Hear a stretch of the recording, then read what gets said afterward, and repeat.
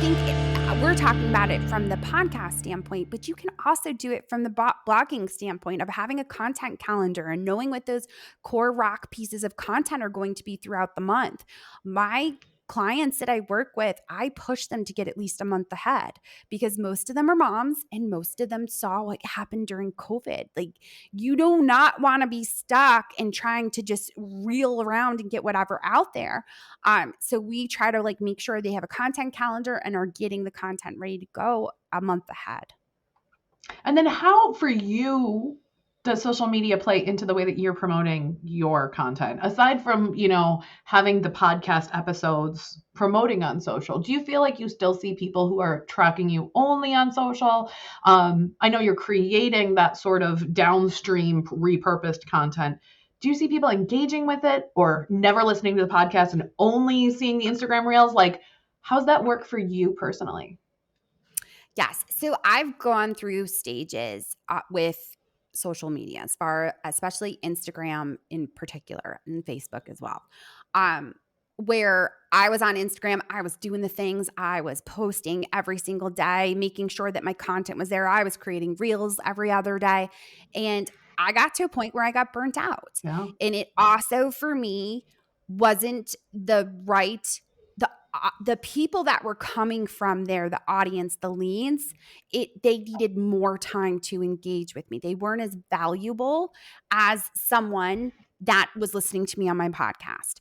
So for me, social media, honestly, what I use, especially for Instagram, I tell them on my podcast to DM me. So I'm in my DMs. I'm the only one there answering any questions that they have. And they know that that's the fastest way to actually get in contact with me. And then I do stories. I honestly haven't posted to my Instagram account in over a year and a half. The grid, you mean? And yeah, to the grid, to reels. Only thing I have done is stories in a year and a half on Instagram. My numbers have continued, my followers have continued to go up, not substantially, but I was always growing at a snail's pace anyways over there as far as the content. And my thought process is always, you have to know where your people are. Where are your people engaging with that type of content? And my people are not going to Instagram to learn how to blog and email market. They're going to Google. They're going to podcasts. So I only have so much bandwidth. I'm going to spend my time making sure that they get the valuable content they need for the blog, the podcast, and my email. That's where my people are. That's where they actually turn into clients and customers. So for me, and I know that sounds weird, especially as a former blogger that had a food blog, even there, if your audience is not there, I see so many people talking about TikTok, but if your audience is 40 and above, they may not be going there to consume that type of content on TikTok. Mm-hmm. I'm not going there for any sort. I don't want to know about health. I'm going there to watch funny cat videos and people getting scared, to zone out. That's how I use it. So you have to know how your people are actually consuming their content. It can, like everybody will say, oh, but it gives you the engagement and they get to know your brand and they get to understand you better. My voice and the way that I talk gives you plenty of ideas about my brand.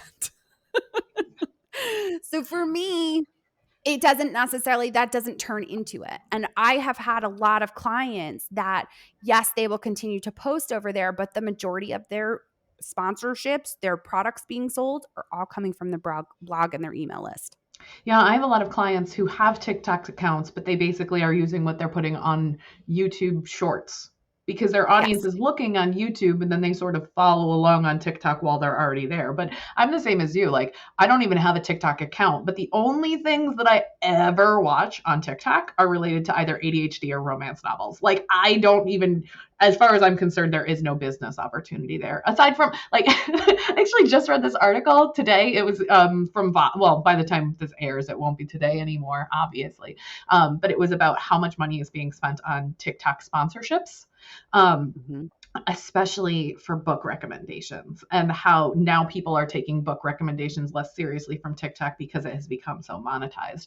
And I think that there's something there too about if you have created the content on your own content platform, whether that's, a podcast or your own YouTube video or your own blog, Even if you do have a sponsorship package for it, people know what they're getting. You are required to disclose that you have been paid for that. Whereas if you're on a social media platform, the disclosures are a little bit less clear. And people aren't paying as close of attention. So your credibility is, and people, the content disappears so quickly that it's not like the Federal Trade Commission can come down and be like, well, that TikTok that disappeared 6 months ago, we're going to pull it off. So I think that there is a certain amount that the speed at which that content is produced and distributed makes it less authoritative, versus if you have a podcast episode reviewing something and talking about a specific product that you're sponsoring, or something along those lines. There's a level of trust that goes into that when you have that disclosure, or you say, hey, I wasn't paid for this review, I just really like this product.